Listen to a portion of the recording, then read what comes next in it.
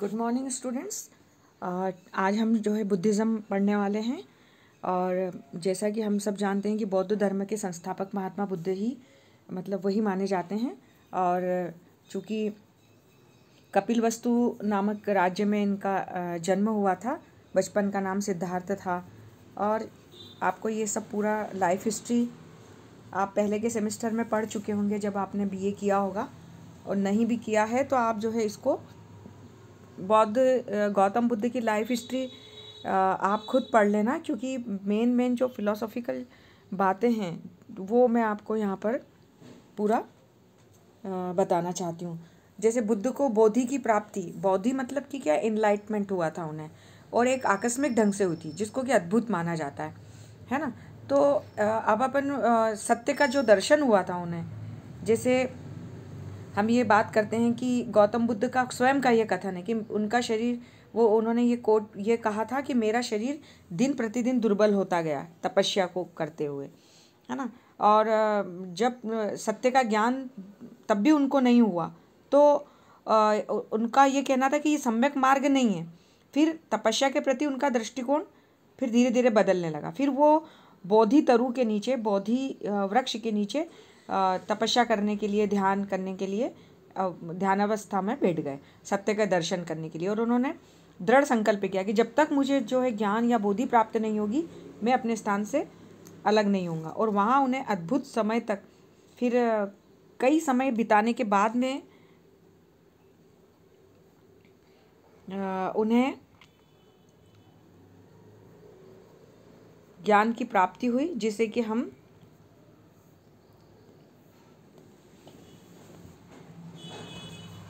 जिसको कि उन्होंने जो है बुद्ध को ज्ञान का प्रकाश मिला। और इस तरह से हम देखेंगे कि ये दुख और निरोध का उपाय, उन्हें सत्य का जो दर्शन हुआ ना, उसके उन्होंने कहा कि दुख और फिर दुख निरोध का उनको ये उपाय पता चला। और बुद्ध को बोधि की प्राप्ति इतने आकस्मिक ढंग से हुई थी कि तत्व ज्ञान हुआ था, या जो इनलाइटमेंट हुआ था, आत्मज्ञान हुआ था, उसको बोधि कहा जाता है या इनलाइटमेंट कहा जाता है। तो इनलाइटमेंट प्राप्त करने के बाद फिर क्या हुआ कि उनके अतिरिक्त, इस नाम के अतिरिक्त तो उन्हें तथागत, है ना, जो तथागत का तात्पर्य क्या होता है, जो वस्तुओं के वास्तविक स्वरूप को जानता है उसे तथागत, ठीक है ना। तथा अरहत भी कहा जाने लगा, अरहत या द वर्दी, WRTHY, द वर्दी, मतलब कि अरहत, है ना। जैसे कि जैन धर्म में जो श्रमण परंपरा है उसमें बोलते हैं ना कि ओम अरिहंताणम ओम सिद्धाणम, मतलब कि अरिहंतों को भी प्रणाम है और सिद्धों को भी प्रणाम है। तो अरिहंत और सिद्ध बौद्ध और जैन धर्म में क्यों कहे गए? अरहत का तात्पर्य यही होता है कि तथागत, मतलब कि जो बोधि को, जो वो तत्व ज्ञान उन्हें प्राप्त हुआ है ना। जैसे कि शंकराचार्य ने भी ये कहा ना कि जगत मिथ्या और तत्वमसि, मतलब कि जो तत्व ज्ञान है वही मैं हूँ, जो बोधि है। आ रही बात समझ में? तो अरहत की संज्ञा भी दी जाती, जो इनलाइटमेंट हो गया। श्रमण परंपरा की बात हम कर रहे हैं। तो अब इस तरह से उन्होंने घूम घूम कर जनता को उपदेश देना प्रारंभ किया। दुख के कारण, दुख दूर करने के उपाय पर भी उन्होंने जो है बहुत सारा कहा, और दुख से त्रस्त मानव को दुख से छुटकारा पाने का भी रास्ता बताया। और बौद्ध धर्म फिर इस तरह से दूर दूर तक भारत से भी बाहर जाने लगा, क्योंकि इसके मूल कारण क्या है कि उस समय जब प्रचलित धर्म था, मतलब प्रचलित धर्म मतलब ब्राह्मण धर्म था, तो ब्राह्मण धर्म की इतनी ज़्यादा कॉम्प्लेक्सिटी आ गई थी, जैसे छुआछूत की भावना आ गई थी। हर व्यक्ति, जैसे अपन 4 आश्रमों की बात करते हैं, तो जिसमें ब्रह्मचर्य आश्रम, जिसमें शस्त्र शास्त्र की शिक्षा दीक्षा दी जाती थी, तो उसमें भी वर्ण के आधार पर जो है कि सबसे पहले ब्राह्मण प्रवेश करेगा कम छोटी उम्र में, फिर उसके बाद में थोड़ी बड़ी उम्र में क्षत्रिय प्रवेश करेगा, फिर बहुत ज़्यादा बड़ी उम्र हो जाएगी फिर वैश्य प्रवेश करेगा। और शूद्रों को तो जो है अधिकार ही नहीं दिया गया था, और स्त्रियों को भी अधिकार नहीं दिया था, है ना। तो इस तरह से कहने का तात्पर्य ये है कि जब इतना छुआछूत की भावना और शास्त्र की शिक्षा दीक्षा के लिए भी बहुत भेदभाव किया जाने लगा था, और इस तरह से वो लोग कर्मकांडी हो गए थे। और बाद में ये ऐसी कॉम्प्लेक्सिटी के कारण लोग समाज में जो है जनता में एक रोष उत्पन्न होने लगा था, वो त्रस्त होने लगे थे ब्राह्मण धर्म से। तो अब जैसे कोई भी रिचुअल करते थे तो पैसा भी बहुत लगता था, जैसे इतनी गाय दो, इतनी भूमि दान करो। अब राजा तो कर देते थे लेकिन एक सामान्य लोग नहीं कर पाते थे। तो इस तरह की बातें चलते हुए फिर उन्होंने जो धर्म एकदम सिंपल और सोबर था, मतलब सरल और सहज था, क्योंकि गौतम बुद्ध ने कोई ना तो ड्रेस कोड रखा था, और ऐसा भी नहीं कि कोई आप यज्ञ करो, हवन करो, इतना पैसा दो, ऐसे भी बात नहीं थी। और शूद्रों के लिए भी शूद्रों को तो उन्होंने और विशेष रूप से कि भाई आपको ब्राह्मण और ये इस धर्म के लोग मतलब इस तरह से अत्याचार हो रहा है, तो सबको वेलकम किया उन्होंने। कि तभी तो बाद में ये बात आई बुद्धम शरणम गच्छामि, कि कहाँ जाएगा एक आम इंसान, एक सामान्य व्यक्ति कहाँ जाएगा? बुद्ध की शरण में जाएगा। धम्मम शरणम गच्छामि, एक ऐसे धर्म की ओर जाएगा जो मानव धर्म है, जो अहिंसात्मक नीति को पालन करता है, कि हिंसक पशु भी अहिंसक हो जाते हैं। जैसे गौतम बुद्ध जब ध्यान करते थे तो ऐसा पढ़ने में आया ना, जातक कथाओं में भी मिलता है और बौद्ध धर्म की स्टोरीज जो होती है उसमें भी देखने को मिलता है कि हिंसक पशु भी जो है अहिंसक हो जाते थे। बुद्ध के आसपास जो है शेर घूमते थे, ठीक है ना। तो उन्होंने इस तरह से एक मानव धर्म का, एक मानव जाति कल्याण का एक आचरण दिया, एक तथ्य दिया। इसीलिए यही कारण है कि बौद्ध धर्म भारत के बाहर भी फैला, क्योंकि हर व्यक्ति को वेलकम करता था और हर व्यक्ति इसको जो है बहुत सरल और सहज करता था, महसूस करता था। और इसमें कोई इस प्रकार से कॉम्प्लेक्सिटी वाले कठोर नियम नहीं थे, तप और मंत्र, और संस्कृत भाषा भी लोगों को समझ में नहीं आती थी। तो अब पाली भाषा में गौतम बुद्ध के अधिकतर उपदेश हैं, है ना, पाली प्राकृत भाषा में। तो पाली भाषा जो है उस वक्त आम जन की थी, लोगों को यही बात समझ में आती थी। तो पाली भाषा में उनके प्रवचन हैं, उपदेश हैं, और सारनाथ में उनके सबसे ज़्यादा प्रवचन उन्होंने दिया। जब उनको जब आत्म ज्ञान मिला तो सारनाथ में, जिसको कि धम्म चक्र प्रवर्तन कहते हैं या धर्म चक्र प्रवर्तन कहते हैं, धर्म चक्र प्रवर्तन की भी आगे जो है दार्शनिक व्याख्या आएगी कि धर्म चक्र प्रवर्तन क्यों कहते हैं, है ना, कि वो जन्म और मरण से मुक्त हो जाना, इसलिए उसको धर्म चक्र प्रवर्तन, समय का जो पहिया होता है ना, धम्म चक्र प्रवर्तन। तो इस तरह से ये वाली बात हुई। और बौद्ध धर्म के आधार भी यही थे। बुद्ध ने कोई ऐसा नहीं कि अपना कोई एक लिटरेचर लिखा या कोई किताबें लिखी, बस उनके उपदेश ऑरल ट्रेडिशन ही होते थे, जैसे वैदिक काल में होते थे वैसे ही इनके भी मौखिक उपदेश ही होते थे। और बुद्ध की जब मृत्यु हो जाती है तो उनके उपदेशों का संग्रह त्रिपिटक, है ना, त्रिपिटक जो है बुद्धिस्ट लिटरेचर है ना। त्रि मतलब तीन, पिटक मतलब पेटी। तो तीन ग्रंथों को जो है उन्होंने लिख करके सुरक्षित बॉक्स में रख दिया, इसलिए उसको त्रिपिटक कहते हैं। अब बौद्ध धर्म का ये एक प्रामाणिक इसको मूल ग्रंथ माना जाता है, और पाली साहित्य में इसकी रचना हुई है ना। तो इस तरह से तीन पिटारियाँ जो बनी और उनका कलेक्शन हुआ, और बुद्ध की शिक्षाओं की इसके अंतर्गत पूरी बात की गई है। तीन पिटक कौन से होते हैं? सबसे पहला सुत्त पिटक, दूसरा अभिधम्म पिटक, और तीसरा विनय पिटक। ये तीन पिटक हैं। सुत्त पिटक में धर्म संबंधी बातें हैं, और बौद्ध की इसको गीता, है ना, बौद्धों की गीता कहा जाता है, धम्मपद सुक्त पिटक का ही एक अंग है।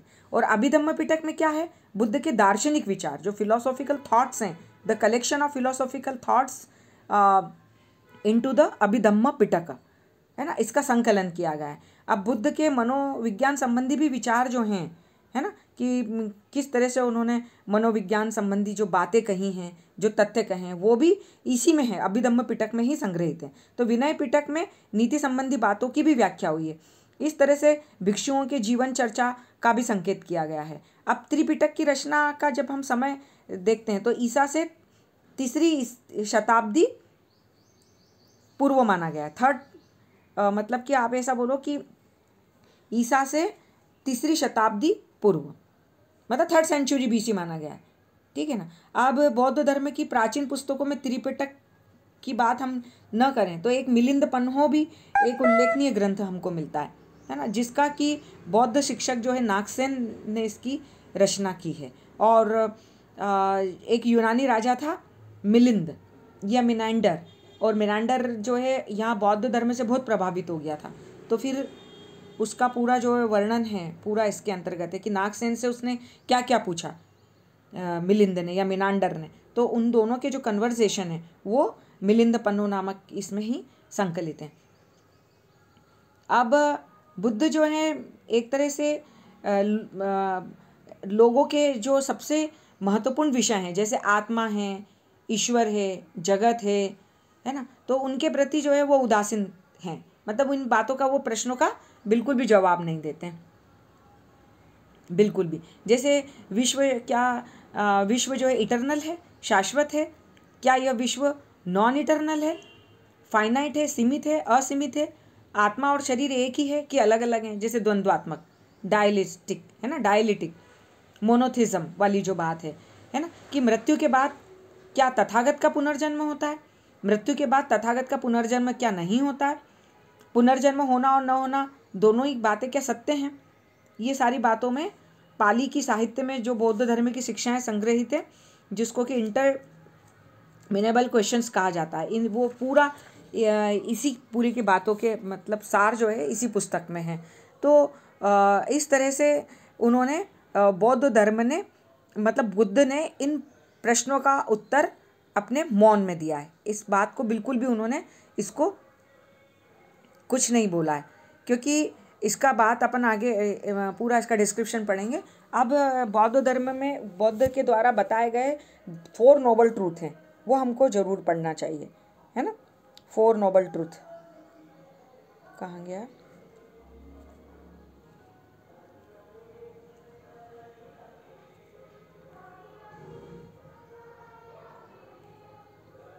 जैसे अभी मैं आपको बात करूंगी 4 आर्य सत्य की बात उन्होंने कही है ना। जैसे the 4 noble truths, 4 noble truth सारे जितने भी गौतम बुद्ध के जो उपदेश हैं वो सारे उपदेश जो है आर्य सत्यों में संकलित है। मतलब आर्य सत्यों के अंतर्गत उनके सारे उपदेश आ जाते हैं। और ये नोबल ट्रूथ जो है उन्होंने इस प्रकार के हैं। नंबर 1, संसार दुखों से परिपूर्ण है। The life in the world is full of suffering. जीवन में दुखी दुख अपन कहते हैं ना कि संसार में ये मृत्यु लोग है और यहाँ हर जीवात्मा जो है दुखी भोगने के लिए आई है।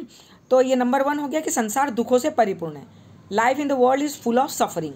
अब नंबर 2, दुखों का कारण, there is a cause of suffering, है ना, कि ये जो दुख भोग रहा है मनुष्य जीवात्मा, तो दुखों का कारण है, हर दुख का कारण है। अपन बोलते हैं ना कि अरे कर्मों की मार पड़ रही है या कर्मों की सजा हम भुगत रहे हैं, कुछ लोग बूढ़े लोग बोलते हैं। तो दुखों का कारण, the cause of the suffering. Number 3, दुखों का अंत संभव है, दुखों का अंत संभव है। There is a cessation of suffering, end of the suffering.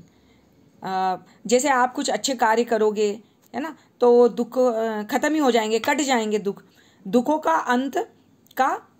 के अंत का मार्ग है। अब दुख आपको पूरे खत्म करना है तो उसके लिए भी आपको एक राइट वे चुनना पड़ेगा, उसके मार्ग चुनना पड़ेंगे। There is a way leading to the cessation of the suffering. जैसे प्रथम आर्य सत्य को फर्स्ट नोबल ट्रूथ जो है क्या माना गया है? दुख, संसार दुखमय है, कि सब तरफ दुख ही दुख है। बुद्ध ने इस निष्कर्ष को बहुत गहरे विश्लेषण पर ही उसको सत्य माना कि जन्म में भी दुख है, नाश में भी दुख है, रोग है, रोग मान लो बीमार हो जाते हैं तो वो भी, अभी जैसे कोरोना चल रहा है तो इसमें भी दुख ही दुख है ना। मृत्यु तो दुख है ही सही। अप्रिय से यदि संयोग हुआ तो वो भी दुखमय है, और प्रिय से वियोग हुआ तो वो भी दुखमय है। आ रही बात समझ में? इसलिए संक्षेप में राग से उत्पन्न, है ना, मतलब दुख से उत्पन्न। फिर गौतम बुद्ध ने जो है पंच स्कंद बताया है। तो पंच स्कंद या हिंड्रेंस, 5 हिंड्रेंस, तो 5 हिंड्रेंस या पंच स्कंद क्या बता दिया है कि शरीर, अनुभूति मतलब बॉडी, फीलिंग, प्रत्यक्ष परसेप्शन, इच्छा विल, और 5वां क्या है? विचार, रीजन। इसको बौद्ध धर्म में पंच स्कंद या 5 हिंड्रेंस माना जाता है। ठीक है, तो इस तरह से ये पहला आर्य सत्य हुआ। अब द्वितीय आर्य सत्य या द सेकंड नोबल ट्रूथ, दुख समुदाय। दुख के अस्तित्व को सभी धर्मों में अलग अलग रूप में माना गया है, परंतु दुख के कारण का संबंध सभी धर्मों के बीच अलग अलग मत है। कोई क्या बोलता है, कोई क्या बोलता है, सब डिफरेंट व्यूज़। अब बुद्ध ने दुख के कारण का विश्लेषण आर्य सत्य में एक सिद्धांत के सहारे किया, जिसको कि हम उस सिद्धांत को संस्कृत में क्या कहते हैं, प्रतीत्य समुत्पाद। लिख लो आप, प्रतीत्य समुत्पाद। प्रतीत्य समुत्पाद मतलब कि the doctrine of dependent origination. Pratitya Samutpada का मतलब है the doctrine of dependent origination, अर्थात ये दो शब्दों से मिलकर बना होता है प्रतीत्य धन समुत्पाद।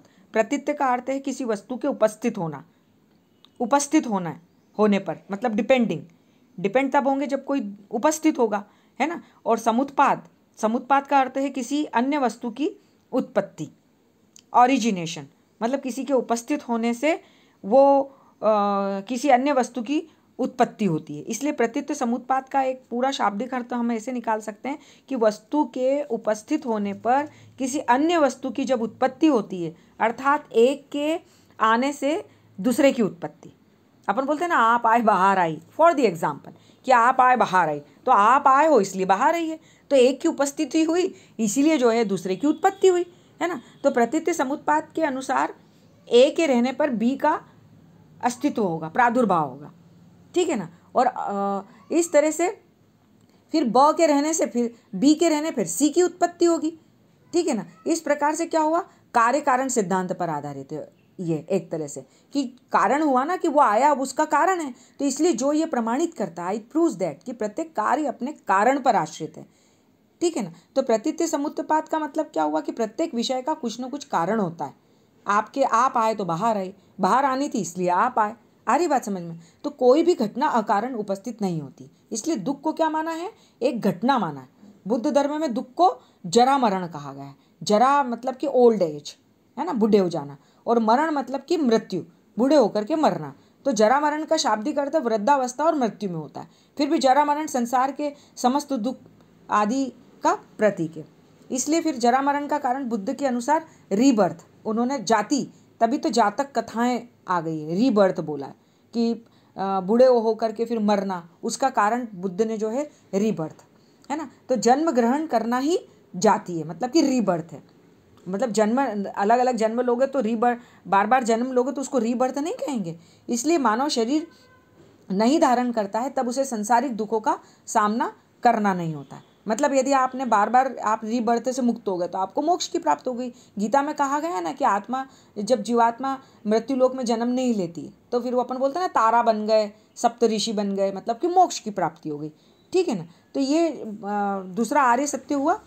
और फिर उसके बाद में जो है हम क्या पढ़ेंगे, प्रतीत्य समुत्पाद। इसके अंतर्गत जो है मतलब ये दूसरा जो अपन ने दुख का कारण देखा है, तो इसी के अंदर जो प्रतीत्य समुत्पाद पढ़ा था, है ना। तो प्रतीत्य समुत्पाद के अंतर्गत जो है ये हमने पूरी बात पढ़ ली कि प्रतीत्य समुत्पाद वर्तमान से भी मुक्त है, भूत, वर्तमान और भविष्य, जीवन की दृष्टि से जो भी भेद किए गए हैं, है ना, तो उसमें इन तीनों से जो है वो अलग है। मतलब कि प्रतीत्य समुत्पाद में आगे चलकर के ये क्षणिकवाद में परिवर्तित हो गया, है ना। इस के अनुसार क्या होता है कि प्रत्येक वस्तु कारण के अनुसार आती है और कारण के अनुसार ही नष्ट हो जाने पर वो वस्तु या व्यक्ति का नाश भी हो जाता है और ये परिवर्तन दूसरे रूप में हो जाता है। इस तरह से नित्य और स्थायी वस्तु अनित्य और अस्थायी है।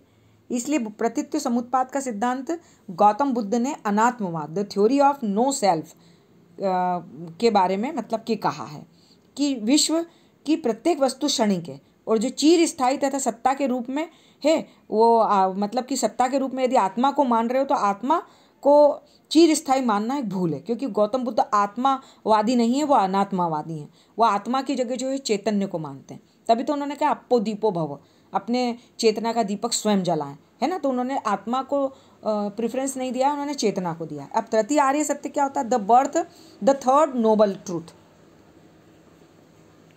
The third noble truth. अब इसमें जो है दुख निरोध, द्वितीय आर्य सत्य में बुद्ध ने दुख के कारण को माना है ना, कि दुख का कारण ही यदि आप जो है जान लोगे, जैसे बहुत दुखी हैं अपन, और केंद्र मतलब आप परिधि में हो। यदि दिन भर आप सबसे बोल रहे हो कि अरे यार आज तो मेरा मूड ठीक नहीं है, मेरा स्विंग मूड हो रहा है, आज तो यार चलो अपन शॉपिंग कर लें, आज तो हम पिक्चर देखे आए, चलो आज तो हम क्रिकेट खेले आए, ऐसा करते हैं ना अपना। जब लड़के क्या करते हैं, क्रिकेट खेलने चले जाते हैं, लड़कियां क्या करती हैं, सहेलियों के साथ टाइम पास करती हैं, या फिर मतलब पिक्चर मूवी देख लिया, या शॉपिंग मॉल चले गए। तो हम क्या है, परिधि की ओर जी रहे हैं, है ना। हम दुख के कारण की तरफ नहीं जाते हैं कि भाई दुख का कारण क्या है, कम नंबर आए हैं, माता पिता ने डांट लगाई है, किसी ने हर्ट कर दिया है। तो गौतम बुद्ध कहते हैं कि आप परिधि पर जीने की बजाय जो है दुख के कारण को पता करो। कारण क्या है, कारण तक जाओ, उसके सेंटर कहाँ से लहर उठ रही है, उस लहर को आपको पकड़ना, परिधि तक नहीं जाना है। वॉट ही सेज दैट कि आपको जो है उस सेंटर को पकड़ना है, जहाँ से लहर का जो केंद्र है। आ रही बात समझ में? जैसे भंवर है तो भंवर का केंद्र कहाँ है, कितनी गहराई है, जैसे दुख भी इतनी गहराई के अंदर और रहता है। तो उसके केंद्र को पकड़ना है आपको और उसको महसूस करना है, तो आपको दुख आएगा ही नहीं आएगा, तो दुख निरोध हो जाएगा। निरोध का तात्पर्य क्या होता है कि उस चीज़ को रोकना, तो दुख को निरोध, दुख को रोकना। तो दुख के कारण पे आप यदि पता करोगे तो दुख आएगा ही नहीं, आए वो वहीं समाप्त हो जाएगा। तो इससे प्रमाणित होता है कि यदि दुख के कारण का अंत हो जाए तो दुख का भी अंत हो जाएगा, कभी दुखी नहीं होगा। तो बुद्ध के अनुसार अविद्या मतलब कि ज्ञान की कमी होना दुखों का मूल कारण है। इसलिए अविद्या यदि समाप्त हो जाती है तो हमको ज्ञान की ओर उपलब्ध हो जाते हैं, है ना। तो इसलिए संस्कार का नाश हो जाता है, विज्ञान का अंत होगा, विज्ञान का अंत होने के बाद नाम रूप का अंत होगा, और नाम रूप का नाश होने पर षडायतन का नाश हो जाने पर स्पर्श का नाश होगा, है ना। इंद्रियों का मतलब स्पर्श का नाश होने पर वेदना का नाश होगा। कोई इंद्रिय नहीं होगी, स्पर्श नहीं होगा, वेदना नहीं होगी। वेदना के नाश होने पर तृष्णा, जो प्यास मिटी रहती है, काम वासना, वो नहीं आएगी। तृष्णा के नाश के बाद उपादान का नाश होगा, उपादान के नाश होने के बाद भव का नाश होगा, मतलब भव सागर, है ना। तो भव के नाश होने पर जाति का नाश होगा। जाति का नाश मतलब कि कास्टिज्म नहीं है, मतलब आप जन्म मरण के धर्म चक्र प्रवर्तन, मतलब धर्म चक्र के जन्म और मरण के पहिए से उससे आप मुक्त हो गए, ठीक है ना। तो जरा मरण का नाश हो गया और सारे दुखों का भी नाश हो गया, और इसीलिए जो है फिर अंततः जो अवस्था आती है उसको दुख निरोध कहते हैं। तो दुख निरोध को गौतम बुद्ध ने निर्वाणा या निर्वाण कहा है। इसलिए तृतीय आर्य सत्य में निर्वाण का उल्लेख बहुत अच्छे से दिया गया, और निर्वाण की प्राप्ति ही बौद्ध धर्म का चरम लक्ष्य है। अब चतुर्थ आर्य सत्य पर आओ, द फोर्थ नोबल ट्रूथ, दुख निरोध मार्ग। चतुर्थ आर्य सत्य में निर्वाण प्राप्ति के लिए क्या हुआ कि एक मार्ग का वर्णन है। इस मार्ग के पालन प्रत्येक व्यक्ति कर सकता है, ठीक है ना। दुख निरोध मार्ग, पहले दुख आया, दुख के कारण को जाना और दुख के कारण को जान लिया तो क्या हुआ, दुख का निरोध हो गया, दुख खत्म हो गया। और दुख खत्म हो गया तो ऊपर जितनी भी चीज़ें बताई सब मिट गई, और बाद में जो है निर्वाण हो गया। तो अब दुख निरोध के मार्गों को कैसे अपनाओगे, तो यहाँ पर 8 राइट फोल्ड दिए हैं, ठीक है। चतुर्थ आर्य सत्य दुख निरोध मार्ग को प्राप्त करने के लिए गौतम बुद्ध ने अष्टांगिक मार्ग की स्थापना की है। ये महत्वपूर्ण है, ये मैं इसका प्रश्न भी दूंगी आपको, तो लिख भी लेना। अष्टांगिक मार्ग की व्याख्या कीजिए, एलेबरेट द 8 फोल्ड वेज। तो अष्टांगिक मार्ग के 8 अंग हैं, है ना। तो सबसे पहला आता है सम्यक दृष्टि, राइट व्यूज।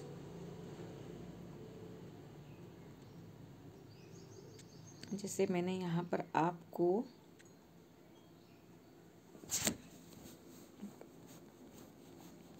कहाँ गया, right views. The noble 8 fold path is grouped into 3 basic divisions.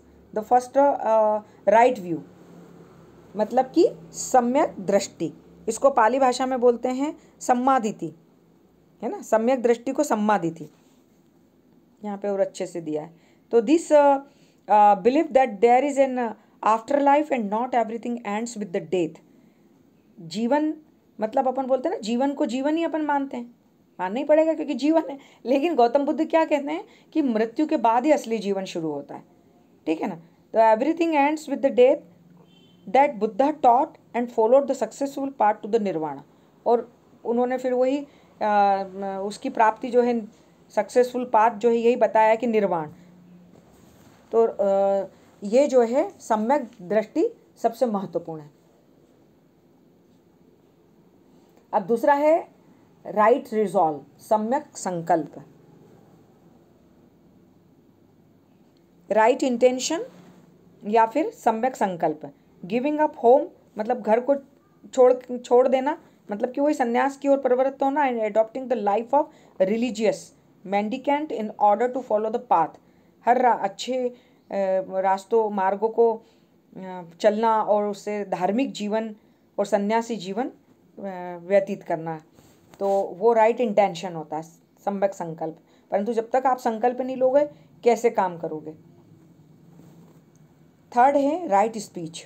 Right speech मतलब कि राइट सम्यक वाक, सम्मा वाचा। सम्मा वाचा मतलब कि क्या होता है, सम्मा वाचा से तात्पर्य क्या है, अच्छे शब्द, एक निश्चित अच्छे से शब्द बोलना, सम्मा वाचा। नो लाइंग, कोई किसी को हर्ट करने, झूठ मत बोलो, आपकी जबान मतलब ऐसा मत बोलो कि सामने वाले को हर्ट हो, ठीक है ना, तो उसको सम्मा वाचा कहते हैं। राइट एक्शन, राइट एक्शन मतलब सम्यक कर्मांत, सम्यक कर्मांत, राइट एक्शन। सम्मा कमांत, कमंता, सम्मा कमंता। टू किलिंग और इंजूरिंग मतलब कर्म ऐसे करो कि आप किसी को वही अहिंसा का मार्ग अपनाना, किसी को घायल मत करो, किसी को मारो मत, है ना, किसी के साथ जबरदस्ती मत करो, वो स्त्री हो चाहे पुरुष हो। पांचवा है राइट लाइवलीहुड मतलब सम्यक आजीविका, सम्मा आजीवा, सम्मा जीवा। फॉर मॉन्क्स मतलब भिक्षु लोग क्या करते थे, एक भिक्षा मांगते थे, तो अपने जीवन को यापन करने के लिए back to feed only possessing what is essential to sustain the life, बस जीवन चल जाए उतना ही आपको भिक्षामदेही करना है, ज़्यादा जो है चीज़ों का संग्रह करना, क्योंकि एक सन्यासी का जीवन कैसा होगा, भिक्षु का। तो इस तरह से राइट लाइवलीहुड हो गया। राइट एफर्ट, छठा है क्या है, राइट एफर्ट मतलब सम्यक व्यायाम, सम्मा व्यायाम। So the guard against sensual thoughts, this concept states that heavy aims to the preventing मतलब आपका आप इन सब चीज़ों का पालन कब करोगे, जब आप जो है एक निश्चित रूप से आप व्यायाम करोगे, एफर्ट्स लगाओगे, है ना। एफर्ट्स का मतलब आप जो है अपने आप को स्वस्थ रखने के लिए जो कार्य करोगे, तो राइट एफर्ट। राइट माइंडफुलनेस, सम्मा सती, है ना, इसको सम्यक स्मृति या सम्मा सती। तो सम्मा सती क्या होता है, नेवर बी एब्सेंट माइंडेड, कभी भी आपको हमेशा होश की साधना करना। जैसे गौतम बुद्ध इतने होश साधते थे क्योंकि विपස්සना के द्वारा ही इनलाइटमेंट मिला था उन्हें, कि अंदर का बोध जाग जाए, दृष्टा जाग जाए। एक बार गलती से उनके नाक पर एक मक्खी बैठ गई थी, तो उनका ध्यान ही नहीं गया और वो उपदेश देते रहे, लेकिन जैसे ही उनको ध्यान आ गया, होश आ गया कि अरे मेरा कैसा, मैं मतलब बेहोशी में मतलब मैं तो जी रहा हूँ, उपदेश दे रहा हूँ मेरे शरीर का, उनको तो पूरे शरीर का ध्यान रहता था। तो उसके बाद उन्होंने तुरंत उस मक्खी को भगाने की एक्टिंग की, उन्होंने हाथ ऊपर लाए और फिर वापस से होश साधा कि मैंने मक्खी भगाई, मतलब बेहोशी में उन्होंने मक्खी भगा दी थी, है ना। तो विपස්සना मतलब कि होश की साधना, एक सांस भी जो है बिना होश के अंदर बाहर नहीं जा सके। तो सम्मा स्मृति मतलब सम्मा सती, राइट माइंडफुलनेस, अभी हम किस तरह से बैठे हैं, क्या कर रहे हैं, क्या सुन रहे हैं, तो वो होश की साधना। Never be absent minded, conscious of what one is doing, this stated this type. Right concentration मतलब सम्यक स्मृति, ये हो गया। अब सम्यक समाधि, ये सब होने के बाद में राइट कॉन्सेंट्रेशन होता है। राइट कॉन्सेंट्रेशन मतलब करेक्ट मेडिटेशन और द कंसंट्रेशन, ध्यान। ध्यान आपको सबको मालूम है, क्योंकि अभी ध्यान के बारे में बताने बैठूंगी तो बहुत बहुत टाइम हो जाएगा। तो ये बात आपको समझ में आ गई, लास्ट वाला जो है पॉइंट समझ में आया, राइट कॉन्सेंट्रेशन। राइट कॉन्सेंट्रेशन का तात्पर्य क्या हुआ, निर्वाण जिसको चाहिए तो वो अपनी चित्तवृत्तियों का निरोध करे और फिर समाधि की अवस्था के लिए अपनाने योग्य हो जाता है। और बुद्ध ने समाधि की 4 अवस्थाओं को जो है अलग अलग जो है वर्णन किया, वो फिर अपन कभी क्या आनंद, शांति, चेतना, निर्वाण, है ना। तो समाधि के उन्होंने प्रकार भी बताए बुद्ध ने। तो जिसके के लिए चित्त की, अब सिद्ध बौद्ध धर्म का समाधि संबंधी विचार हिंदू धर्म में भी योग विचार से मिलता जुलता है ना। तो चित्त की शुद्धि के लिए उन्होंने किस प्रकार के 8 प्रकार के साधन बताए हैं गौतम बुद्ध ने। क्या बताए हैं? जैसे यम, नियम, आसन, प्राणायाम, प्रत्याहार, धारण, ध्यान, समाधि, ये सब जो है चित्त वृत्तियों के लिए, उन पर अंकुश रखने के लिए बताएं। अब बौद्ध संघ, तो गौतम बुद्ध ने कह ही दिया था कि बुद्ध ने स्त्रियों को अपने संघ में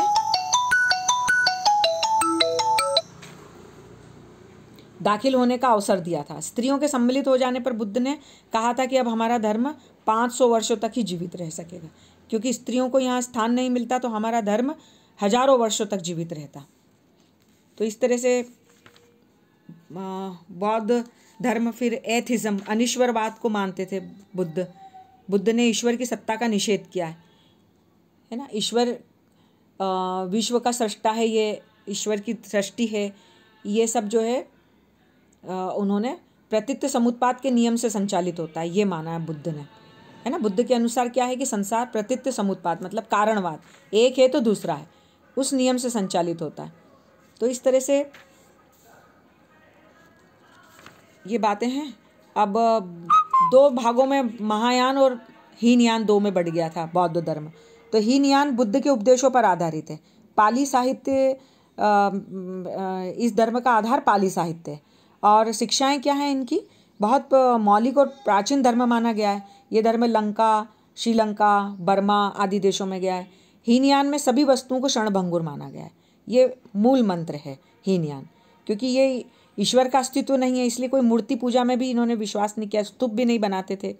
अनिश्वरवादी, कम धम्म को माना। और इस तरह से हीनयान के अनुसार क्या, जीवन का चरम लक्ष्य अरहंत होना या निर्वाण को प्राप्त करना। समस्त अरिहंतों को प्रणाम, है ना, सिद्धों को प्रणाम।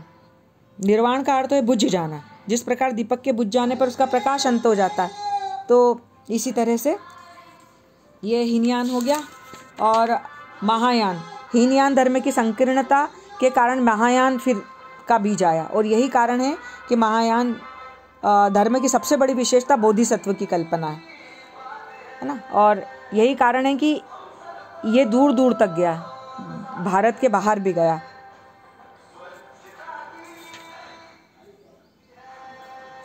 अब आगे ये बौद्ध धर्म आज खत्म हो गया, फिर जैन धर्म का भी मैं आपको बता दूंगी। Thank you so much.